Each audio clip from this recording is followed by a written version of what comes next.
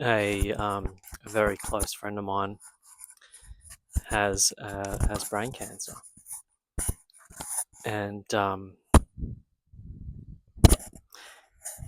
he is someone that I've always seen as invincible. He's just a little bit older than me, and the first time I met him, this was about 7 years ago. I was at a rock climbing gym, and he was a physiotherapist running yoga classes out of this rock climbing gym, restorative yoga classes. And I just thought this is the coolest thing. I was a physiotherapist about to graduate. I hadn't quite finished my degree, and I was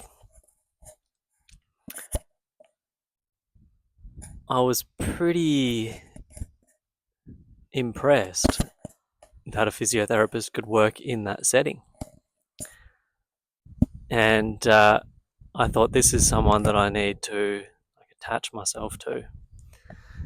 And so I did. I approached him and introduced myself and told him what I was doing.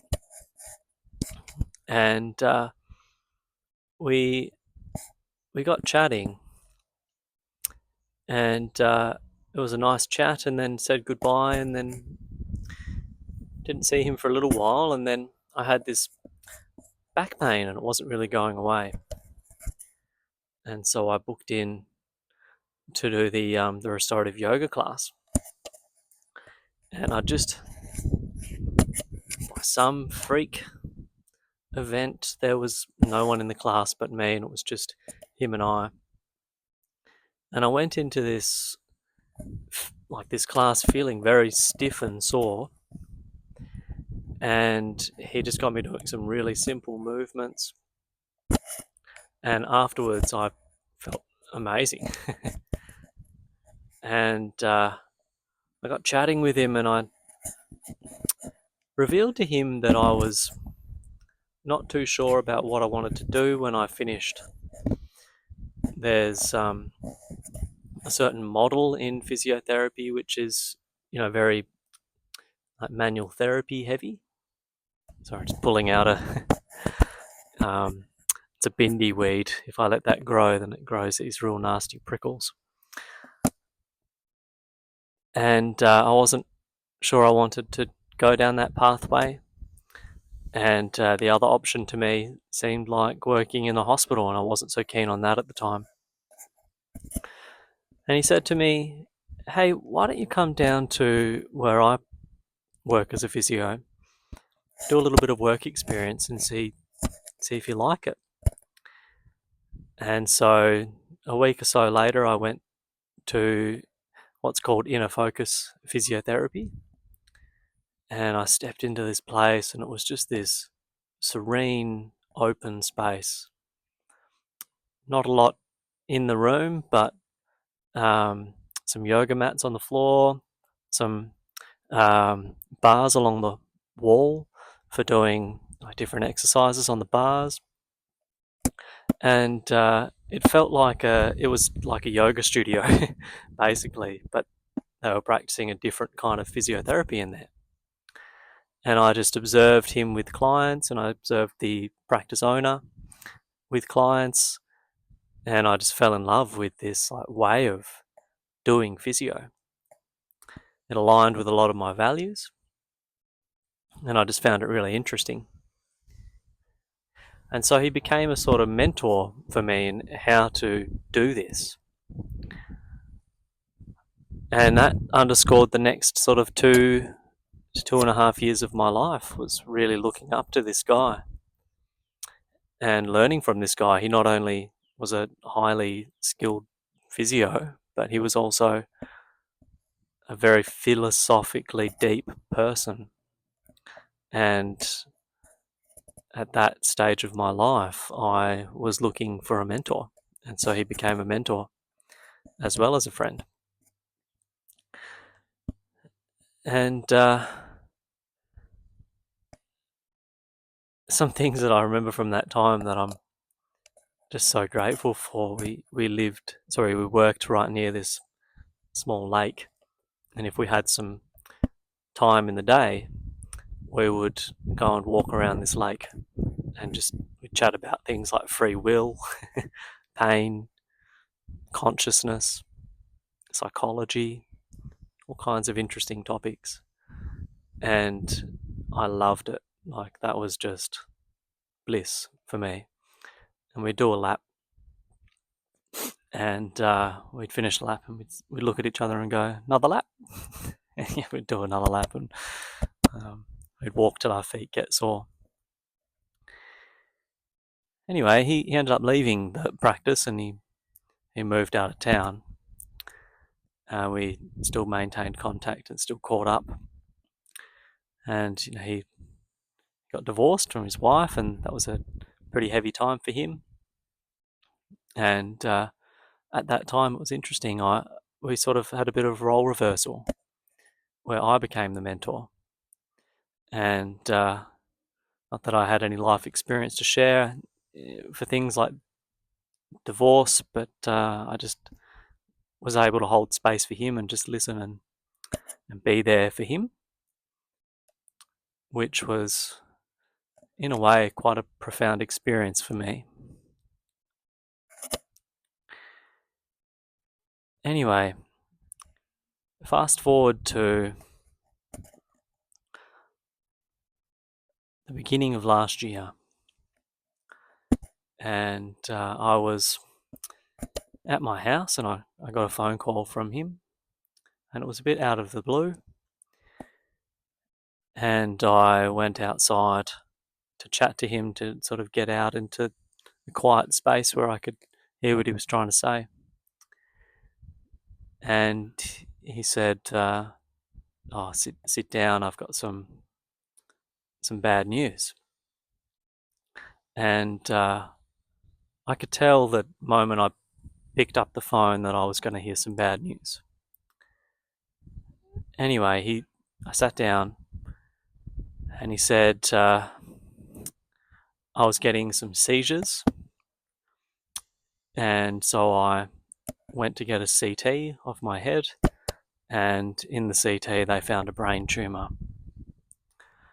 And they don't know what kind of tumour it is, but it has a good border to it, suggesting that it's a slow-growing tumour. But it's somewhere in between the size of a golf ball and a tennis ball in my insular cortex on my left-hand side, which is an area of the brain that's quite close to areas in which we produce language. And so his seizures that he was having were ones in which his language was affected. Anyway, so he told me that, and he said, I'm meeting with the oncologist pretty soon and a neurosurgeon to discuss removal of this thing. And I remember he told me that, and I was talking to him on the phone, and just I felt like it wasn't real, that I'd just had the wind completely taken out of my sails, and I was just devastated. But still just having a conversation with my friend in which I have this really deep connection to. And I said goodbye to him on the phone, and I had been crying a bit on the phone. I said goodbye to him on the phone, and shortly after I just became completely overcome with despair and grief, and I was wailing and shaking. Like, it was horrible. I was just suffering for my friend, who'd not too long ago, uh, with his wife, had his first child, a little boy. They've been trying for ages, and then he arrived, and then this. And it was just so sad. Anyway, let's fast forward a little bit, and he had the tumour removed. They were able to get just a bit over 80% of it. He did his radiation, and he's only now finishing his chemotherapy. And throughout this journey, I've been, chatting to him, and we even had the luxury of spending a couple of nights camping together, in which we went to a beautiful spot in the south west called Waichinacup. And anyway, it was just us, and we just spent a couple of nights, hiking around and eating camp food and enjoying each other's company. And I was struck by how he's navigating this whole situation. And so I asked him, like, how are you managing this? Like, I don't want to seem insensitive, but if I was in your position, I think I would be navigating this space in a much different way. I think I'd be a wreck. And he said something that was unexpected. He said you can never have too much calm. It doesn't matter what the situation is, you can never be too calm. And it kind of surprised me. I thought, yeah, okay, what does calm mean? Like, how can you possibly think about being calm in a moment like this? Anyway, so he said you can never have too much calm. And he's one of these guys that he tries to take what's happening and distill it to the most fundamental. And he's actually distilled his entire life philosophy down to three guiding principles, and one's compassion, one is equanimity, and then the last one is I'm blanking. Compassion, equanimity, and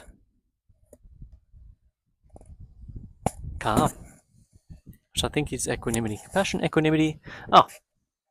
Compassion, equanimity, and rationality.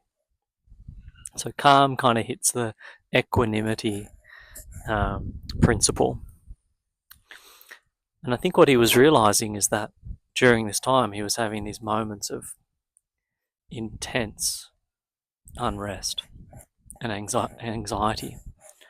And the only thing he could do in that moment was to allow himself to be calm, to bring some calm into his being. And he was practicing being calm under these highly unusual circumstances, where you're faced with your own mortality and you're given,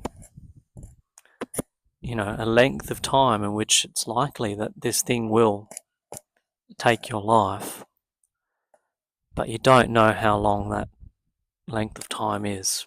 All you know is that overnight that length of time was radically reduced.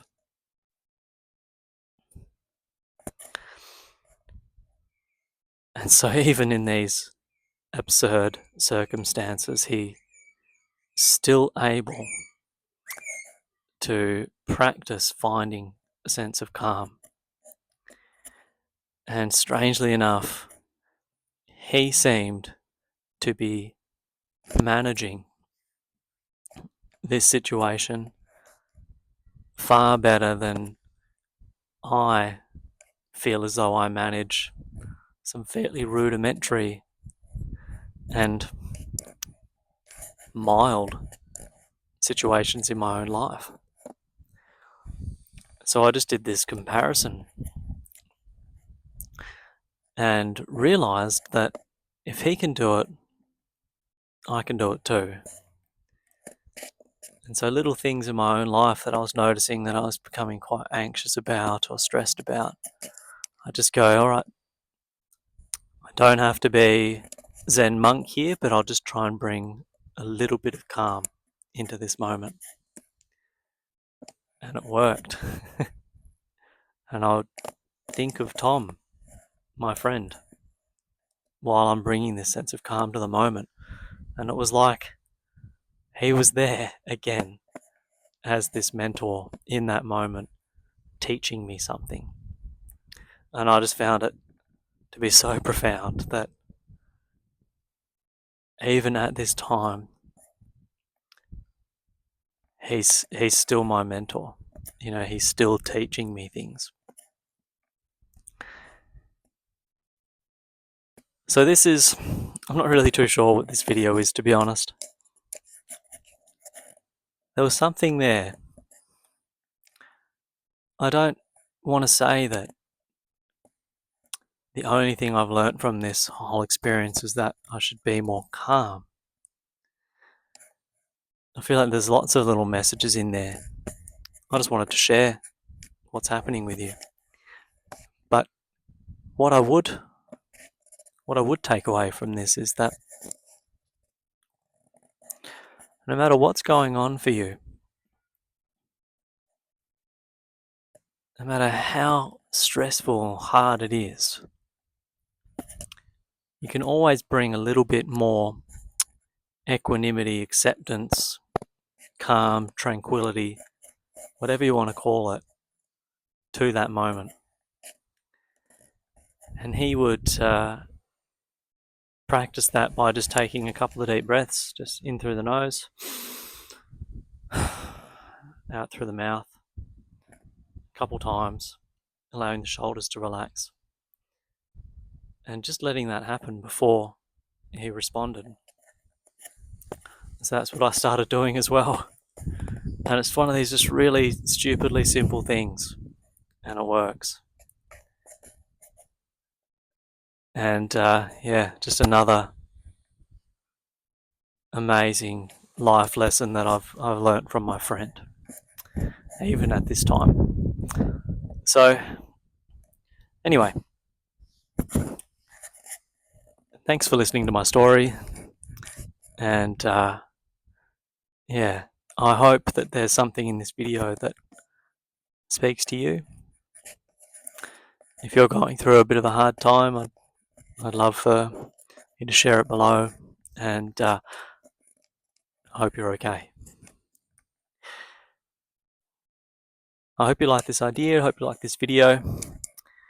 If you did, please like it and consider subscribing to the channel. Until next time, take care.